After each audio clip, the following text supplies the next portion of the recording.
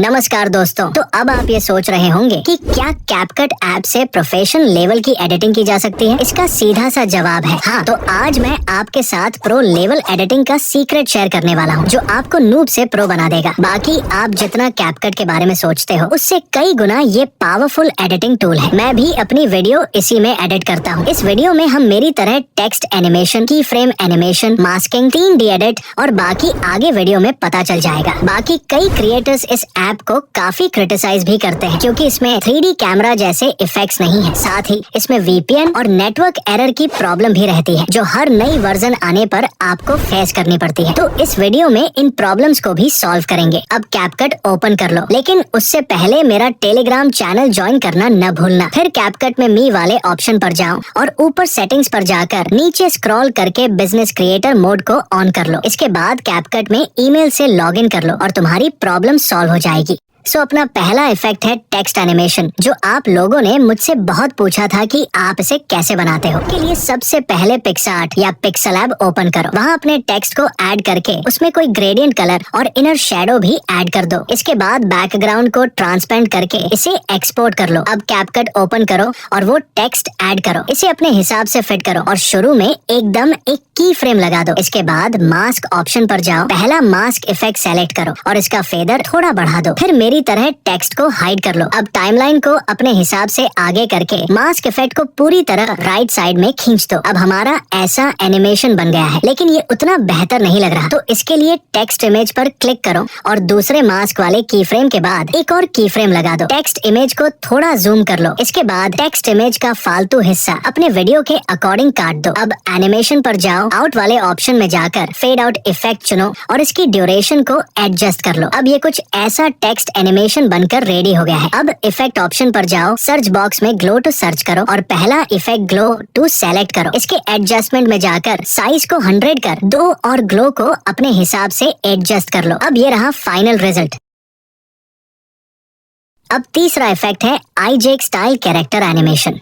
तो character animation बनाने के लिए दोनों कैरेक्टर्स कैपकट में ऐड कर लो। फिर इन कैरेक्टर्स का साइज और टाइमलाइन अपने हिसाब से एडजस्ट कर लो। इसके बाद पहले कैरेक्टर के एकदम शुरू में एक की फ्रेम लगा दो और उसके बाद थोड़ा आगे जाकर एक और की फ्रेम लगा दो। अब पहले की फ्रेम पर कैरेक्टर को थोड़ा रोटेट करके नीचे की तरफ हाइड कर दो। फिर इन की फ्रेम्स पर अपने हिसाब से कोई ग्राफ एनिमेशन ऐड करो, जैसे मैं क्यूबिक एज ग्राफ को ऐड कर देता हूँ। इसके बाद पहले कैरेक्टर को ट्रिम कर दो वहाँ से जहाँ तुम्हें दूसरा कैरेक्टर चेंज करना है। अब पहले कैरेक्टर की इमेज के आखिरी हिस्से में 2 की फ्रेम लगा दो और आखिरी की फ्रेम में कैरेक्टर को लेफ्ट साइड थोड़ा सा ला दो। इसके बाद दूसरा कैरेक्टर की इमेज को एडजस्ट करके पहले कैरेक्टर की इमेज के बराबर फिट कर दो। याद रहे, पहले कैरेक्टर के आखिरी की फ्रेम की पोजीशन पर ही दूसरा कैरेक्टर को पहले कैरेक्टर के बराबर फिट करना है। अब दूसरे कैरेक्टर में भी एकदम शुरू में एक की फ्रेम लगा दो और उसी के पास एक और की फ्रेम लगा दो। फिर दूसरे की फ्रेम पर जाकर सेकंड कैरेक्टर को थोड़ा लेफ्ट में ले जाओ। अब ग्राफ में जाकर cubic out graph animation add कर दो और पहले कैरेक्टर के आखिरी की फ्रेम के ग्राफ में जाकर क्यूब इन ग्राफ को ऐड कर दो। अब ये रहा रिजल्ट। मैंने इसमें glow effect, rebound swing effect और मोशन ब्लर भी ऐड कर दिया, ताकि ये और स्मूथ और बेहतर लगे। अब तीसरा इफेक्ट, जिसका नाम मुझे तो नहीं पता, लेकिन ये काफी यूजफुल है। तो इसे बनाने के लिए कैपकट में सभी मटेरियल ऐड कर लो और टेक्स्ट को पिक्सेलैब से ही बनाना बेहतर रहेगा, ताकि रिजल्ट अच्छा है। अब कैरेक्टर्स की इमेज और सभी टेक्स्ट को अच्छे से फिट कर लो, जैसा मैं कर रहा हूँ। इसके बाद सभी टेक्स्ट ओवरले की टाइमलाइन को